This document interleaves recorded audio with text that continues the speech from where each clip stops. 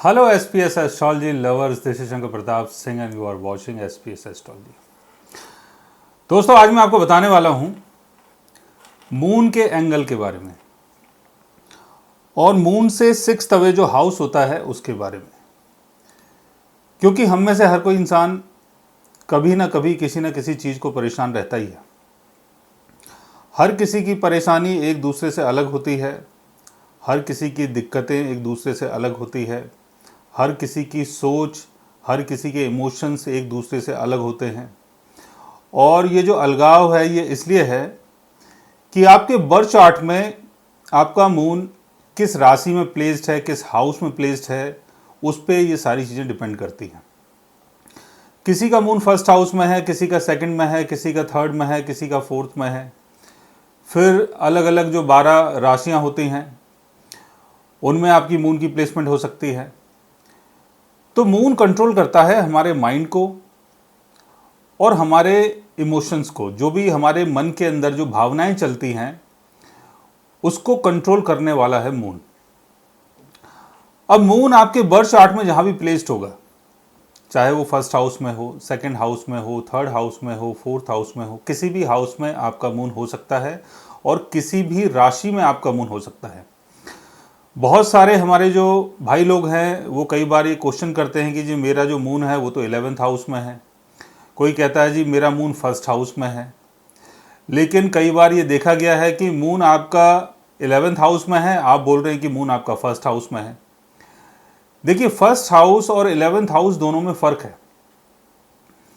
First house का मतलब ये हो गया जो आपके बर्थ चार्ट का जो 4 अंदर के खाने होते हैं उसमें जो सबसे ऊपर वाला खाना होता है वो आपका फर्स्ट हाउस होता है।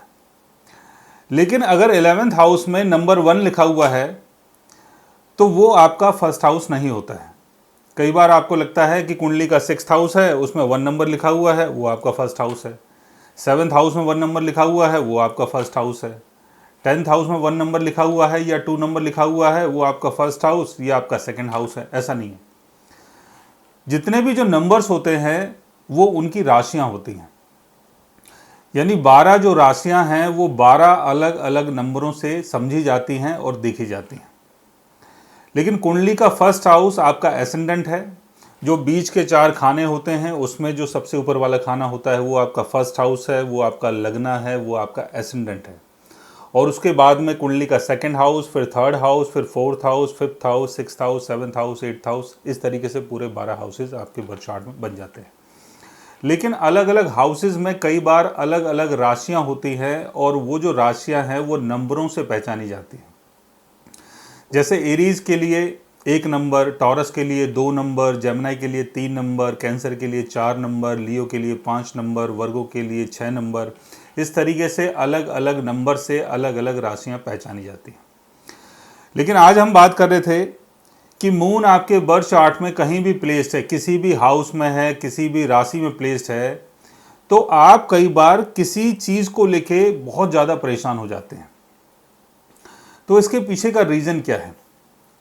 इसके पीछे का रीज़न ये है कि आपका जहाँ भी मून प्लेस्ड है, चाहे वो फर्स्ट हाउस में है, सेकंड हाउस में है, थर्ड हाउस में है, आप ये देखें कि उससे सिक्स्थ अवे, यानी मून को लेके, मून जिस हाउस में है उस हाउस को भी काउंट करना है और उसके आगे वाले जितने भी हाउसेज हैं उनको भी काउंट करना है। तो मून को काउंट करते हुए आप जब छठे घर में पहुंचेंगे तो वो मून से सिक्स्थ अवे वाला हाउस हो जाता है। तो आपके बर्थ चार्ट में मून से सिक्स्थ अवे कोई भी हाउस हो सकता है, चाहे वो फर्स्ट हाउस हो, चाहे वो सेकंड हाउस हो। मून अगर आपका मान लेते हैं कि 8th हाउस में है तो आपका जो फर्स्ट हाउस है यानी आपका जो एसेंडेंट है वो मून से सिक्स्थ अवे हो गया। मून अगर आपका 9th हाउस में है तो आपका जो सेकंड हाउस है वो मून से सिक्स्थ अवे हो गया। मून अगर 10th हाउस में है तो आपका थर्ड हाउस मून से सिक्स्थ अवे हो गया।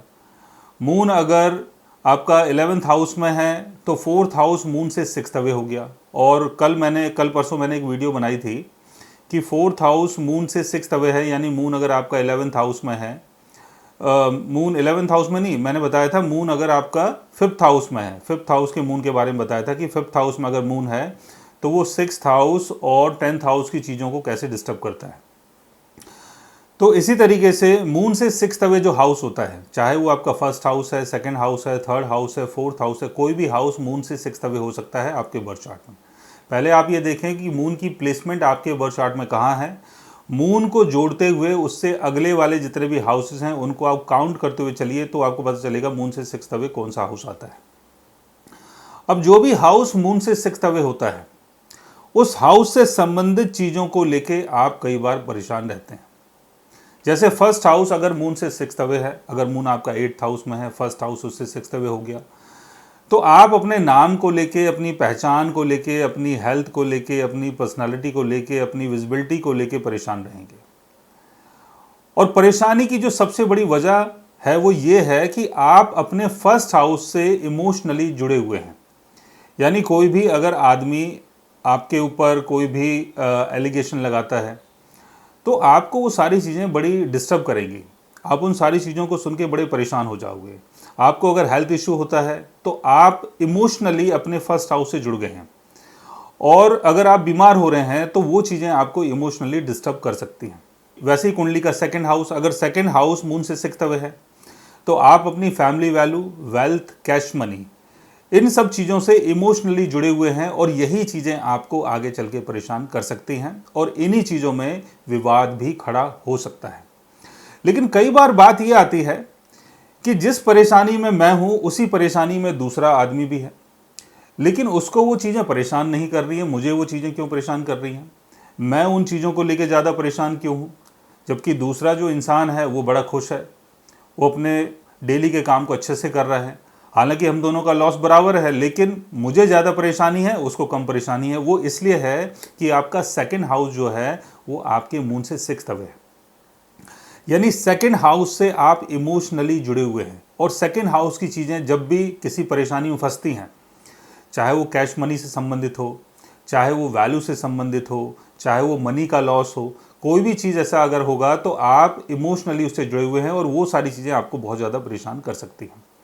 थर्ड हाउस अगर मून से 6th अवे है तो आपके डेली का काम, डेली की कम्युनिकेशन, आप कुछ भी काम कर रहे हैं, पब्लिशिंग कर रहे हैं, कम्युनिकेशन कर रहे हैं, मीटिंग कर रहे हैं, अपने कलीग्स लोगों से मिल रहे हैं, उन लोगों के साथ बात कर रहे हैं, काम कर रहे हैं, ड्यूटी कर रहे हैं, जॉब में जा रहे हैं, अपना ऑफिस खोल रहे हैं, अपनी दुकान खोल रहे हैं, कहीं भी लोगों से इंटरेक्ट कर रहे हैं, तो वो सारी चीज़ें आपको परेशान करती हैं। फोर्थ हाउस प्रॉपर्टी, घर, मदर, होमलैंड के लोग, घर का सुख, गाड़ी, फ्लैट, ज़मीन, ये सारी चीज़ें आपको परेशान कर सकती है अगर फोर्थ हाउस मून से 6th अवे होगा। Fifth house love, romance, creativity, और जो भी आपका स्टॉक मार्केट से संबंधित गेन होता है और जो भी आपका सडन गेन होता है, वो सारी चीज़ें फिफ्थ हाउस से देखी जाती हैं। तो आप फिफ्थ हाउस से संबंधित चीज़ों को लेकर बड़े इमोशनली जुड़े हुए हैं, और जब भी फिफ्थ हाउस की चीज़ें कहीं ना कहीं बिगड़ती हैं या ऊपर नीचे होती हैं तो वो चीज़ें आपको कई बार बहुत ज़्यादा परेशान कर सकती हैं। मून अगर आपके फर्स्ट हाउस में है तो 6th अवे वाला हाउस हो गया आपका 6th हाउस। तो बीमारी को लेके, कर्जे को लेके, जॉब को लेके, इन सब चीज़ों को लेके आप परेशान हो सकते हैं। लेकिन ये जो परेशानी है ये सबके साथ है, बट ये परेशानी आपको ज़्यादा परेशान कर रही है, इसलिए कर रही है कि आप 6th हाउस से इमोशनली जुड़ गए हैं। अब 6th हाउस की चीज़ों में कहीं अगर कोई कमी आती है, कोई बुराई होती है, कोई डाउनफॉल आता है, कोई एलिगेशन आता है, काम के प्रति अगर कोई विरोध होता है, तो वो चीज़ें आपको परेशान करेंगी। मून अगर सेकंड हाउस में है तो 7th हाउस की चीज़ें आपको परेशान कर सकती हैं। Marriage, partnership, alliance, communication, consultancy, जो भी आप कंसल्टेंसी देते हैं, जो भी पब्लिक डीलिंग करते हैं, उन सब चीज़ों में आपको परेशानी हो सकती है। 8th हाउस यानी सीक्रेट, रिसर्च, आपके इन लॉस, और जो भी आपका दूसरों का जो कैश होता है, दूसरों का जो पैसा होता है, जब आप उसको हैंडल करते हैं किसी भी तरीके से, चाहे आपने अपना छोटा मोटा कोई बैंक खोला हुआ है, कोई चिट फंड कंपनी खोली हुई है, लोगों के पैसे को हैंडल कर रहे हैं, उनसे डील कर रहे हैं, तो वो चीज़ें आपको परेशान करेंगी। 9th हाउस यानी हायर एजुकेशन, रिलीजन, आपके गुरु, आपके फादर, और आपका लॉन्ग डिस्टेंस ट्रैवल, और आपका जो भी बिलीफ है गॉड के प्रति, भगवान के प्रति, वो चीज़ें इमोशनली कहीं ना कहीं आपसे जुड़ी हुई है, और जब भी उन चीज़ों में कोई ना कोई परेशानी होती है, कोई विरोध होता है, तो वो चीज़ें आपको परेशान कर सकती हैं। 10th हाउस आपका करियर। 10th हाउस अगर मून से 6th अवे है, यानी मून अगर आपका 5th हाउस में है, तो 10th हाउस की चीज़ें आपको परेशान करेंगी, यानी पब्लिक विजिबिलिटी, आपकी ड्यूटी, आपका कर्मा, और जो भी आपका बिजनेस पानी है, बिजनेस कर रहे हैं, कुछ भी कर रहे हैं, वो सारी चीज़ें आपको डिस्टर्ब करेंगी। आपको लगेगा कि यार मैं कर तो रहा हूँ लेकिन मुझे वो फेम नहीं मिल रहा, लोगों की सपोर्ट नहीं मिल रही, मेरा बिजनेस रन नहीं कर रहा है, तो ये सारी चीज़ें आपको डिस्टर्ब कर सकती हैं। 11th हाउस यानी गेन, आपके होप्स एंड विशेज़, आपका फ्रेंड सर्कल, आपकी कम्युनिटी, और जीवन में जो भी आप उम्मीदें करते हैं कि मेरी ये सारी चीज़ें पूरी हो जाएं, या मुझे ऐसा काम मिल जाए, या मेरी अर्निंग इतनी हो जाए, या मैं इतना अमीर बन जाऊं, वो सारी चीज़ें 11th हाउस से देखी जाती हैं। तो जब भी आप 11th हाउस की चीज़ों को करने की कोशिश करेंगे, मैनेज करने की कोशिश करेंगे, या कोई भी आपकी अर्निंग तैयार हो रही है, आप सोच रहे हैं कि चलो कोई काम कर लेते हैं, वहाँ से थोड़ी बहुत अर्निंग आ जाएगी, पैसा आ जाएगा, तो जब भी ऐसा होता है तो कोई ना कोई परेशानी, कोई ना कोई अड़चन बीच में आ जाती है, तो वो चीज़ें आपको बहुत ज़्यादा डिस्टर्ब करती हैं। 12th हाउस यानी फॉरेन सेटलमेंट, 12th हाउस यानी आपकी आध्यात्मिक जर्नी, 12th हाउस यानी आपका ड्रीम वर्ल्ड, 12th हाउस यानी आइसोलेशन, 12th हाउस यानी रिट्रीट सेंटर्स। तो जब भी आप 12th हाउस से संबंधित चीज़ों को करने की कोशिश करेंगे, अगर बाहर जाने की कोशिश कर रहे हैं, या ऑलरेडी आप बाहर गए हुए हैं, रिट्रीट सेंटर खोलने की कोशिश कर रहे हैं, हॉस्पिटल खोलने की कोशिश कर रहे हैं, कुछ भी अगर ऐसी चीज़ कर रहे हैं, योगा कर रहे हैं, मेडिटेशन कर रहे हैं, आप कोई स्पिरिचुअल गुरु हैं, अपना कुछ स्टार्टअप करना चाहते हैं, तो वो सारी चीज़ें आपको डिस्टर्ब कर सकती हैं। यानी कोई विरोध हो सकता है, कोई एलिगेशन आ सकता है, कोई परेशानी हो सकती है, और वो चीज़ें आपको इमोशनली हर्ट कर सकती है, डिस्टर्ब कर सकती है। तो अपने मून को आप देखें कि आपका मून कहाँ पर प्लेस्ड है, मून से 6th अवे कौन सा हाउस है, वो जो हाउस है उससे संबंधित जो भी चीज़ें हैं वो जीवन में आपको डिस्टर्ब कर सकती हैं, लेकिन आपको मजबूती से रहना है, मजबूती से चलना है, और कोई भी चीज़ अगर आपको परेशान करती है तो आपको ज़्यादा परेशान होने की ज़रूरत नहीं है, क्योंकि देखो इस संसार में हर कोई रहता है, हर कोई काम करता है, हर किसी का अपना अपना प्रॉफिट है, हर किसी का अपना अपना लॉस है। कोई भी इंसान ऐसा नहीं है कि जो यहाँ पर परमानेंट बसने के लिए आया है, या कभी किसी को ऐसा आज तक नहीं हुआ कि कभी किसी को लॉस नहीं हुआ, और कभी आज तक ऐसा भी नहीं हुआ कि किसी को फ़ायदा नहीं हुआ। तो ये जीवन में नफ़ा नुकसान, लॉस, घाटा, फ़ायदा, बीमारी, लड़ाई झगड़ा, ये सारी चीज़ें होती रहती हैं, क्योंकि इस संसार में यही कुछ होता है। तो अगर इस संसार में आप रह रहे हैं और डेली की चीज़ों को फेस कर रहे हैं, मैनेज कर रहे हैं, तो अपने माइंड को बैलेंस रखें, क्योंकि परिस्थिति आपके हिसाब से नहीं आती है, परिस्थिति आती है और आपको उस परिस्थिति को मैनेज करना पड़ता है, हैंडल करना पड़ता है। अब आपकी पर्सनालिटी कैसी है? आपकी पर्सनालिटी अगर बहुत स्ट्रांग है तो आप चीज़ों को बड़े इजीली हैंडल कर जाते हो कि देखा जाएगा, और अगर आपकी पर्सनालिटी बहुत वीक है, यानी अगर आपका मून बहुत वीक है, सन बहुत वीक है, तो आप परिस्थिति को लेके बहुत ज़्यादा परेशान हो जाएंगे कि ये परिस्थिति मेरे साथ ऐसी क्यों चल रही है। तो अपने माइंड को, अपने इमोशंस को कंट्रोल में रखें, और जो भी आप जीवन में करते हैं उसमें पूरा अपना विश्वास रखें, अपना 100% दें, मेहनत करें। फ़ायदा होता है तो अच्छी बात है, फ़ायदा नहीं होता है तो उन सब चीज़ों को लेके परेशान होने की कोई भी ज़रूरत नहीं है। सो गाइज, आज मैंने आपको बताया मून से 6th अवे कोई हाउस अगर होता है तो उसके कारण क्या क्या हम फेस कर सकते हैं। अगर आप भी जानना चाहते हैं अपने मून के बारे में, या मून से जुड़ी हुई किसी चीज़ के बारे में, तो उसके लिए आप हमारे चैनल को सब्सक्राइब कर सकते हैं। और अगर आप हमसे बात करना चाहें, कंसल्ट करना चाहें, पर्सनली हमसे मिलना चाहें, तो आप हमारी वेबसाइट के थ्रू, हमारे ऐप के थ्रू हमसे मिल भी सकते हैं, बात भी कर सकते हैं, और गाइज आप हमसे कंसल्ट भी कर सकते हैं। So guys, take care, love you all and good bye.